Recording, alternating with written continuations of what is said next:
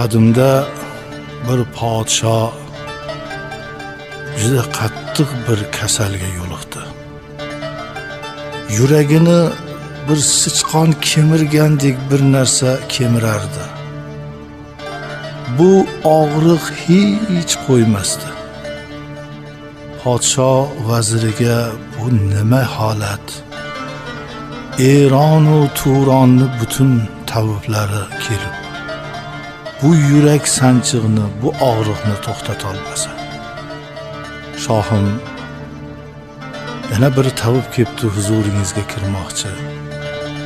Zora shuni bir dorisi dardingizga shifo bo'lar. Chaqiring kirsin. Tabib salom berib kirdi.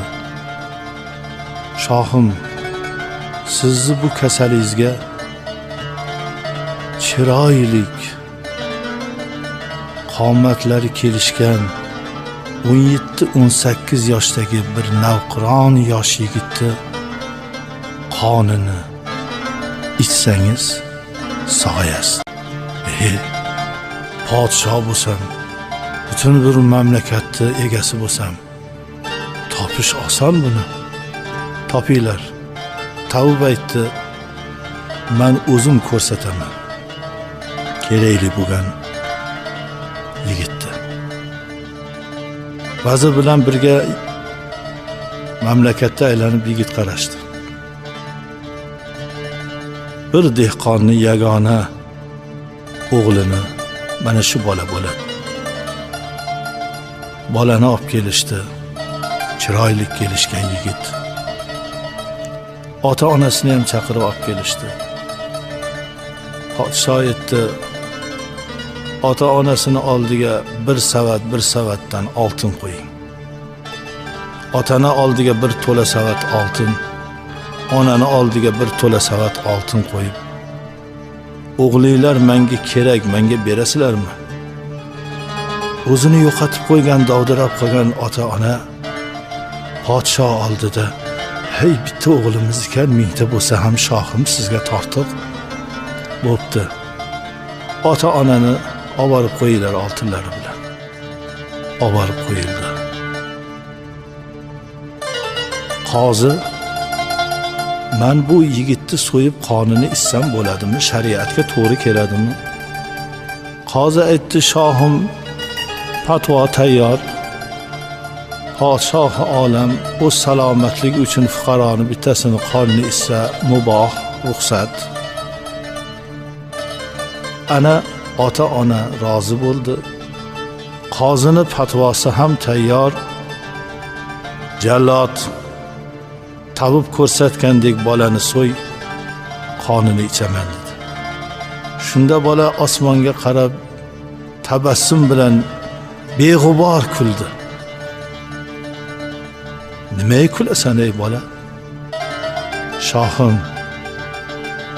insonni boshiga dard musibat kelsa kimga aytadi birinchi? Ota-onasiga. Ota-onam hozir sotib ketdilar. Yana dardini kimga aytadi? Shikoyatini, arzini kimga qiladi? Qoziga. Qozi meni qonimni to'kilishini, fatvosini tayyor qildi o'limimni. Kimga aytadi yana dardini?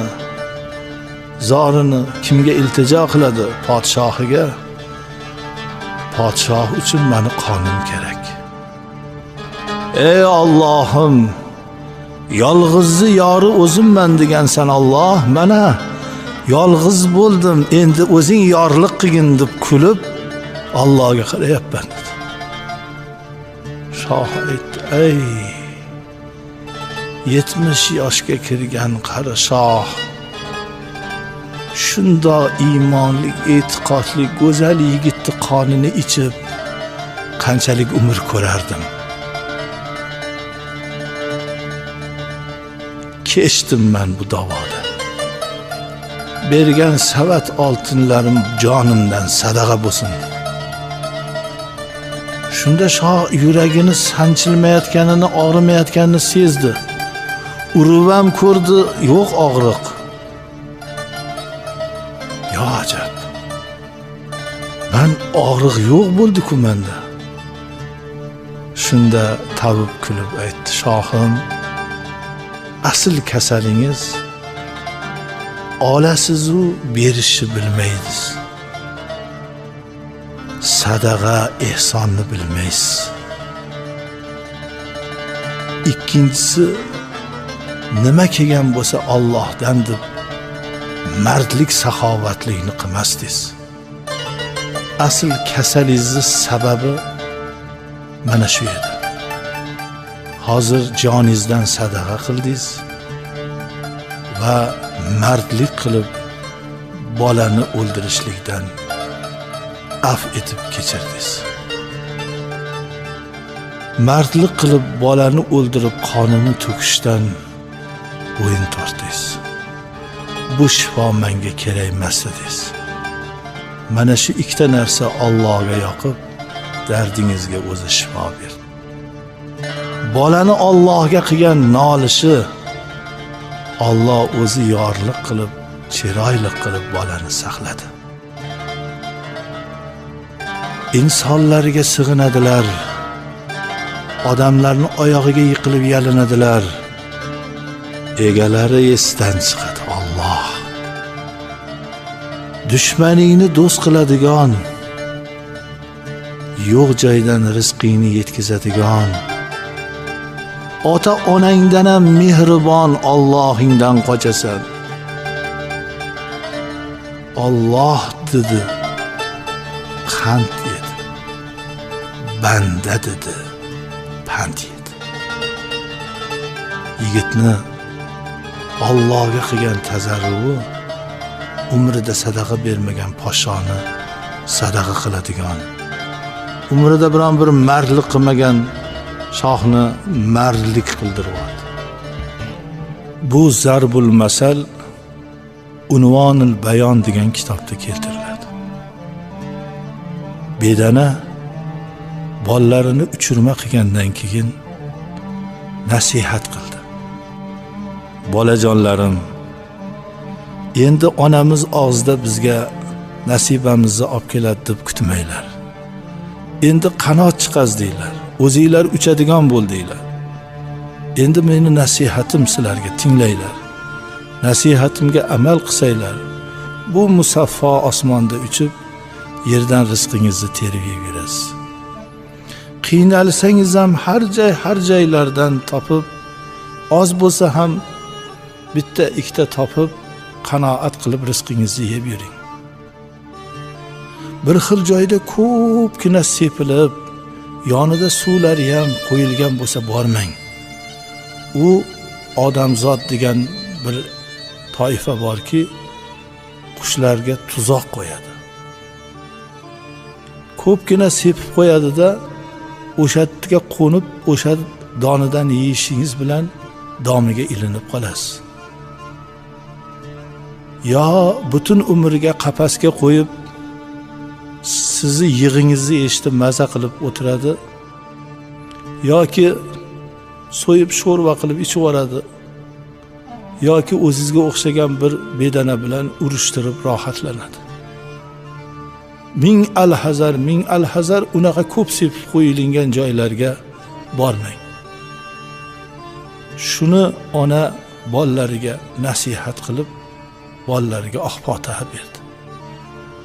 Bir bolasi u yoqdan cho'qib uchib yurdida, bir payt bunday qarasa, o'sha qiynalib topib yurgan narsasi ko'p turibdi bir joyda.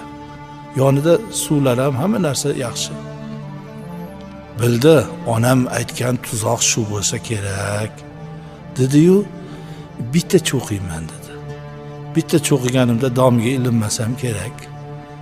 Deb bitta cho'quvdiki, u qiynalib topib yurganidan shirinroq totib ketdi bu. Ikkinchisini cho'qidi, uchinchisi, to'rtinchisiga ketuvdiki, lap etib domiga ilindi. Bedanavoz kelib qo'liga bedanani olganda, bedana, beamalligim qursin, beamalligim qursin, boshimga baloga o'zim sabab bo'ldim dedi. Bedanavoz hayron bo'ldi. Sen gapiradigan bedanamisan? Ha, gapiramanman. Endi qafasingga qo'yib meni qul qilib yig'im eshitib yotasa, yo o'zimga o'xshagan bilan urushtirasan, yo sho'rva qilib ichib yuborasan, so'yib shu uchoqdan bittasini qilasan-da. Yo 3 ta nasihatim bor, shularni eshitasanmi? Bedanavoz bedanaga qahat kelganmi? Shan nasihatingni eshitsam, eshitay, qani ayt nasihatingni. Birinchi nasihatimni kaftingni ochib turasan, kaftingda aytaman. Ikkinchisini uchib daraxtda aytaman. Uchinchisini uchib ketayotib aytaman. Bo'pti deb bedanavoz qo'lini ochdi, bir silkinib bedanavoziga kelib oldi-da, qo'lingdan ketgan baxtga hech qachon pushaymon bo'lmagin. Ketgan narsani qaytarib olaman deb obro'yingni tushirmagin. Ketgan ketadi. Ko'p odam ketgan baxtimni qaytaraman deb obro'sini tushiradi, bir kasalga uchraydi. Allohga qo'y, sabr qil, Alloh o'zi yana qaytarib beradi. Dedi-da fir aytib daraxtga qo'ndi. Sizlar insonsizlar, Alloh sizlarga aqlni juda katta bergan. Bir gapni eshitsang, aql tarozingga qo'ygin. To'g'ri kelsa qabul qil. Ho'kiz tug'ibdi desa ishonib ketavermagin. Bir inson to'g'risa bir gap gapirsa ishonib ketavermasdan Xudo bergan aqlga bunday tarozisiga qo'yib, shu gap rostmikin? Shu meni do'stim, meni ketimdan shunday ig'vo qilganmikin, rostmikin yo bu bo'xtonmikin? Bir odamni yomonlasa qo'shilib, g'ibatiga qo'shilib ketavermagin. Bir masala eshitsang, oyat hadisga to'g'ri keladimi, kelmaydimi? Buni bir o'ylab ko'rgin. Oyatda bormi, hadisda bormi? Gaplar ko'p, betayin gaplar ko'p, asosi yo'q gaplar ko'p. O'sha so'zlarni hammasini o'ylab, asosini qilib keyin ishongin. Dedi bir sinab ko'raydi-da bedanayam. Ey bedanavoz, meni so'yganingda, qonimni yorganingda tuxumdek gavhar bor edi ichimda. Butun bir shaharni sotib olarding u gavharga. Dediki bedanavoz o'zini o'zi urib, ko'taraverib, voy men nasihating tinglamay, so'yib gavharingni olmayman. Xudo bergan ekan uchirib o'tiribman deb yig'lab deb, ancha o'ziga yig'lab kelib, bo'pti endi uchinchisini aytib qo'yqa. Ey beamal. Men bir marta beamal qilib baloga yo'liqib zo'rg'a qutuldim. Sen hozir ko'zimni oldida 2 ta nasihatga amal qilmading. Qo'lingdan ketgan baxtga pushaymon bo'lmasam, yarim soat o'zingni urib mamta yig'lading. Ikkinchisi, men bedana bo'lsam, menda gavhar nima qiladi nodon? Shu aqlingga sig'madimi? Bo'pti, uchisini ayt. Yo'q. Beamallarga so'z zoyi, so'z bekor. Ahmoqlarga, tentaklarga nasihat qilaman, gap tushuntiraman deb ham ko'p odam kuyunadi-da. Lekin aslida johil.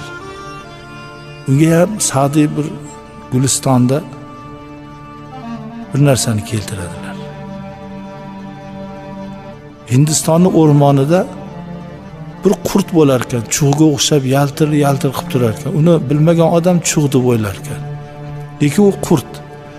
Maymunlar ham haligi chug' deb qurtni ushab ustiga yog'ochlarni, xodalarni qo'yishib pudashib gulxan qilamiz. Tepada buni ko'rib turgan dono to'tiqush, "Voy maymunlar, bu qurt, bu chug'mas."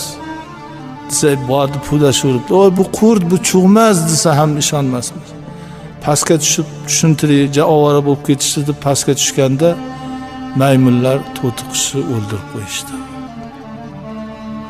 Ahmoqlarga bir narsani tushuntiray desangiz, aqli olmaydi. Sizga dushman ham bo'lib qoladi. Bir zarar yetkazsa, niyatini ham qiladi. Ilohim Parvardigor hammamizni rushdi hidoyatda qilsin. Qarangki, tuzoqni qarg'aga qo'ymaydilar. Tuzoqni chimchiqqa qo'ymaydi. Tuzoqni bulbulga qo'yadi. Chunki bulbullar shirin nolasi bor. bulbulli suhani bor. Qarg'ani qag'irlagan hech kimga yoqmaydi-da. Bir bog'bon ham bog'ida ishlab tursa, bir bulbul kelib shunday bir chiroyli sayrabdiki, bog'bon ishqiboz bo'lib qoldi. Ertaga tuzoq olib keldi, shu bulbulga qo'yib ushaylik deb ertasiga o'sha bulbul qo'nib turgan daraxtga tuzoq qo'yibdi. Bulbul tuzoqqa ilinibdi. Bulbulni olib kelib qafasiga solib, endi maza qilib eshitib o'taman desa, bulbul so'zlabdi odamchasiga. Ey bog'bon, endi uyingni vakili bo'ldim, a'zoyi bo'ldim. Senga ham bir yaxshilik qilib qo'y. Men qo'nib turgan o'sha daraxtni tagida bir xum oltin ko'milgan ekan, men ko'rdim. Borib kavlab ol. Rostmikin deb bog'bon o'sha daraxtni tagini kavlasa bir xum oltin chiqibdi. Xursand bo'lib bog'bon kelib bulbulga, bulbul, juda dono, ko'zi o'tkir bulbul ekansan. Bir savolim bor. Shundoq ko'zingni o'tkirligi bilan yerni tagidagi xumni ko'ribsan. Nimaga ro'parangda turgan qo'poldan qo'pol tuzog'imni ko'rmading? Shakkoklik qilma inson. Sani domingga ilinish, sani uyingda qafasingda turish bu meni taqdirimda bitilgan. Taqdirdagi bor ishga zukkolik, ko'zi o'tkirlik, chaqqonlik ketmaydi. Men degan zo'rlar bir yosh bolani ishini qilib qo'yishadi, taqdir bo'ladigan bo'lsa. Men dono deganlar nodonni ishini qilib qo'yishadi. Taqdirdan qochib qutulib bo'lmaydi azizlar. Mo'min musulmonni eng katta bu dunyodagi yutug'i taqdiri azalga iymon keltirishida. Boshiga nima kun kelsa, yaratgan Allohdan deb bilib, o'ziga o'zi dalda berib har qanday musibatlarni yengishda.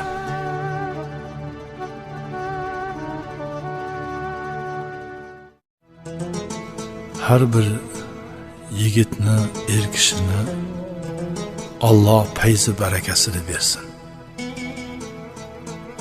Lekin fayzu baraka xonadonimizni bekasi bo'lgan, bolalarimizni mehribon onasi bo'lgan, o'zimizni umr yo'ldoshimiz bo'lgan ayolimizga juda katta bog'liq. Xalqimizda shunday so'zlar bor. Erni er qiladigan xotin, qaro yer qiladigan ham xotin. Albatta bu maqolni zamirida juda katta haqiqat yotadi. Ayollarga qanchalik e'tibor bersak, ular ham qo'ldan kelgancha o'z e'tiborlarini qarashadi. Qanchalik beparvo ularni mensimay, men boqvonman sizlarni, men bo'lmasam nima bo'lardinglar deyib yuboradiganlar bor. Ya bu xato so'z. O'shalar borki, obro'yimiz, kasmi korda fayzimiz, barakatimiz bor. Bir odam xotinini ozodaligidan, pokizaligidan, erga qilgan e'tiboridan kunduzi yulduz ko'radigan bo'lib ketibdi. Shunchalik zehn o'tkir, shunchalik ko'z o'tkir bo'lib. Ayoli erini kiyimini har kuni almashtiradi. Bir kosaga ovqat suzadigan bo'lsa 7 marotaba yuvib, e'tibor, pokiza, piyolalar, chinilar, bozordan olib kelingan narsalarni nihoyatda toza e'tiborlik bilan qarab, yotadigan o'rinlar toza, pokiza bo'lganligidan inson qanchalik pokiza sharoitda tursa, pokiza narsalarni tanovvul qilsa, dili ravshanlashadi, aql ziyraklashadi, ko'z o'tkirlashadi, ko'cha-ko'ydagi kasb-kor barakat topadi. Bir kuni er o'zi maqtanib qopti. Ey, qadrimni bilmaysan-da xotin. Odamlar kecha zo'rg'a ko'radigan yulduzlarni kunduzi ko'rib turibman-a. Sen har qancha shundoq ering borligidan faxrlansang bo'ladi. Deganda xotinlar aytdiki, er, bu meni xizmatim. Sizga qilayotgan e'tiborim, hurmatim. Bor, bunga o'zi Xudo menga shunaqa yuqtirgan, Xudo bergan bu fazilatni. Bo'pti dedi-da, ayol e'tiborini susaytirdi. Ovqat suzganda kasani yo yuvsa, yo yuvdi, bo'lmasamda artib ovqat suzib berurdi. Piyolalarga uncha e'tibor bermadi. Kiyimlar haftada bir almashtiriladigan bo'ldi. O'rinlar ham bee'tibor bo'ldi. Hali odam kunduzi ham qoqilib, ko'zi yaxshi ko'rmaydigan bo'lib, bugun eshitgan gapi ertasiga esdan chiqazadigan bo'lib g'alati bo'lib qoldi. Tan oldi. Xotin, avvalgi hurmatingni, avvalgi e'tiboringni qilaver. Bu mendagi xislat, fazilat, baraka, zehn o'tkirliklari u san tufayli ekan. Meni xatoyimni kechirgin. Ayol aytdi, Alloh kechirsin hammamizni xatoyimizni, bexato inson bo'lmaydi. Men sizga qanchalik qilayotgan e'tiborimni Alloh bilsa, Alloh rozi bo'lsa, siz mendan rozi bo'lsangiz, men jannati bo'laman dedi ayol.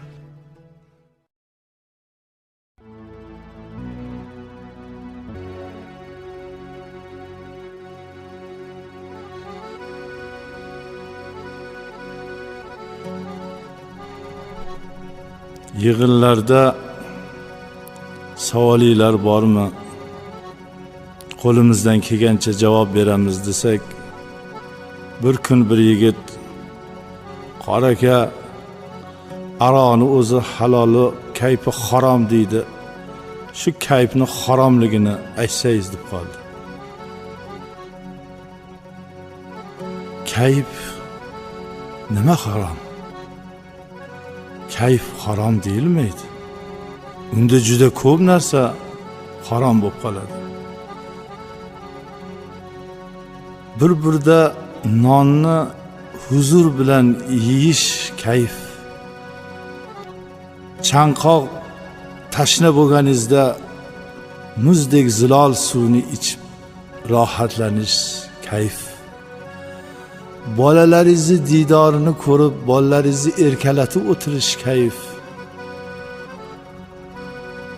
Hayotda mamnun bo'lib, niyat qilgan orzularingizga yetganlaringizdagi holatlaringiz kayf. Kayfni to'g'ri tushunish kerak, uni harom deyish kerak emas. Aroqni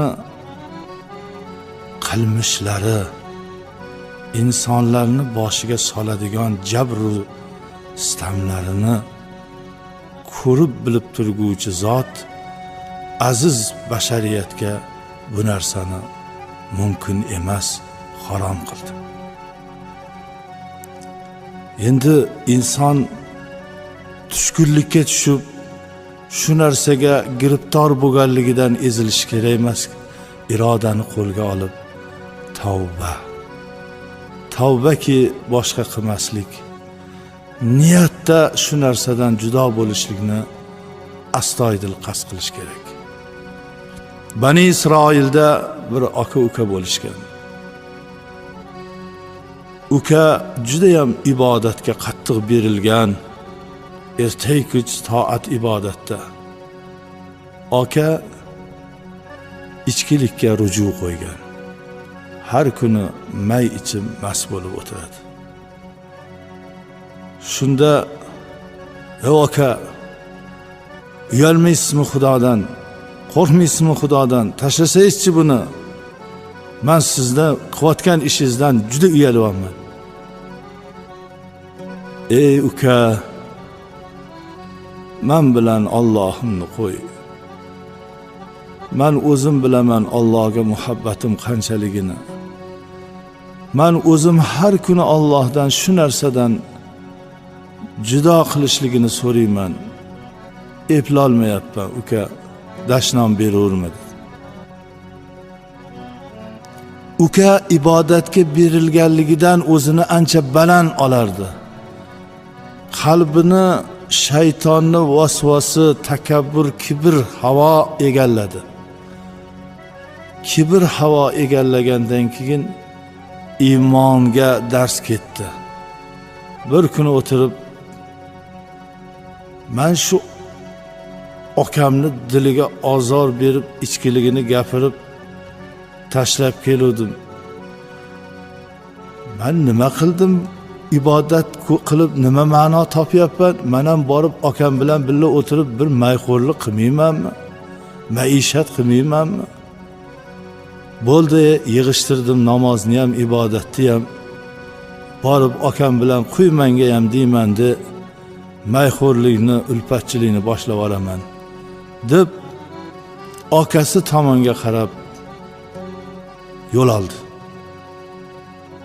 Akasi may ichib turib birdan qalbi erib ketdi. Ya Rabbi, mendan necha yosh kichik bo'lgan ukam ibodatda bo'lsa, bu narsalarni qilmasa, men yoshim katta bo'lib turib, hali ham aqlimni tanib olmay, kundan kun sog'lig'im ketib, ibodatni qilmay bu omonat dunyodan shu may bilan o'tib ketamanmi? Tavba qildim, Alloh, meni isyonlarimni kechirgin. Hozir ukamni oldiga boraman-da, ukajonim, meni kechir. Alloh kechirsin. Uka, endi menga ibodatni o'rgat. Men tavba qildim, men tashladim bu ishlarni endi. Deyman deb tayyorlanib, u ukasi tomonga yo'l oldi. Qarangki, taqdir qazo, ikkalovlari yo'lda vafot etdi. Alloh taolo farishtalarga aytdi: ikkovini niyatiga yarasha nima niyatda vafot qilishgan bo'lsa, niyatiga qarab jannat yo do'zaxga olib boring. Akani niyati ibodat, tavba, u jannatga. Ukani niyati mayxo'rlik qilib, maishat qilib, aka bilan Alloh harom qilgan narsani tanovvul qilish niyatda dunyodan o'tdi. Uni niyatiga qarab do'zaxga. Niyat xolis bo'lsin, niyat to'g'ri bo'lsin. Azizlar, yangi mashina sotib olsak, yonida kitobi bo'ladi. O'sha kitobini o'qib, pulga sotib olgan mashinamizga e'tibor ko'rsatamiz. Kitobida bu mashinaga 76 benzin emas, 93 benzin quyiladi. Agar 76 quyilib qolsa, tez ishdan chiqadi. Uni o'qigan mashinaning egasi albatta unga amal qiladi. 76 quymaydi, 93 quyadi. Mashina buzilib qolmasin deb. Ey inson, mashinani joni temirdan, buni ayading. Allohni kalomi Qur'on sizni biz insonlarning kitobi-ku. Alloh kitobda bandam shunday zilol suvlarni, mevalarni sharbatini, sutlarni sen uchun shirin, halol qilib yaratganman. Shularni iste'mol qil. Sog'lig'ingga, salomatligingga, iymoningni mustahkamligiga ishlatgin. Bu aqldan judo qiladigan, sog'liqqa zarar, obro'dan ajratadigan bu harom narsaga berilmagin, buni ichmagin. Taqdir qilib qo'ygan hayotingga ham yetib bora olmaysan deb man qilingan narsani o'zini kitobida o'zi uchun aytilingan foydaga amal qilmaydi. Go'yo yurak boshqa sotib oladi, jigar boshqa sotib oladi. Mashinaniki topilmaydi-da, uni ehtiyot qiladi. Inson shu bilan o'zini Allohim taqdir qilib qo'ygan taqdiriga ham, bergan obro'yu izzatlariga ham o'zi sabab bo'ladi judo bo'lishiga. noumid bo'lmang, niyatni to'g'ri qiling. Alloh man etgan narsalardan o'zingizni tiying. Alloh ikki dunyoyingizni aziz mukarram qilsin. Bu fani dunyoga kimlar kelib, kimlar ketdi. Yaxshi o'lib, o'lmayin yomon qoldimi? Hamma o'z davr, o'z zamonasida kelib ketdi. Bir ulug' zot etganlaridek keldilar, ketdilar. Keldik, ketamiz. Keladilar, ketadilar. Pahlavon Mahmuddek bir ulug' zot ikki misra baytda insoniyatga qarata shunday deydi: ey xo'ja, charo azin jahon bexabari, روزان شبان در طلبی سیم و زری. سرمایه تو از این جهان یک گس کفن است، آن هم به گمان است که بری یا نبری. ey xo'ja, ertalabdan to kechgacha na oqibatni, na ibodatni, na savob ish xayolingda yo'q. Simu zar yig'ish bilan ovorasan. Oqibatni ham yig'ishtirib qo'yding. Farzand tarbiyasini ham yig'ishtirding, ibodatni ham yig'ishtirding, simu zar yig'ish ovorasidasan. O bu dunyodan olib ketadigan sarmoyang shuncha yugurib yelganing bilan bir gaz kapan. U bir gaz kapan ham Alloh nasib etsa bo'ladi, nasib etmasa bekapan ham ketib qolasan.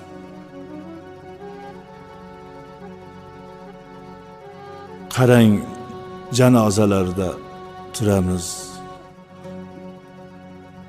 Joni chiqqan inson necha yil mehr muhabbat bilan qurgan uyiga bir kunga sig'may qoladi. Tez o'rkovga bor, yo'g'ichini olib kel, tovutni olib kel, tez bo'laylik. Hamma tez yugurishdi. O'g'liga: uka, dadang shu hovlisini juda yaxshi ko'rardi, ki bir chekkasiga ko'mib qo'ya qolaylik. O'sha eng yaxshi ko'rgan farzandim yo'q endi, xaloyiqlar mozoriga olib boraylik deydi. Zo'r mashinalar turibdi, unga qo'yishmaydi. Zo'r kiyimlarda emas, eng arzon surubda, kafanda o'ralib, yog'och sanduqqa solinib, osmonga emas, qora turpoqqa qo'yiladi. Inson bilan faqat o'sha qabrning ichiga iymoni, ibodati, savob ishlari kiradi. Farzandlar, yiqqan mol dunyolar, mansablar hammasi go'rni tepasida qoladi. Ichiga kirib yoritadigan, hamroh bo'ladigan ibodat, iymon, amali solih. Bu o'lim hammaga barobar ham haq.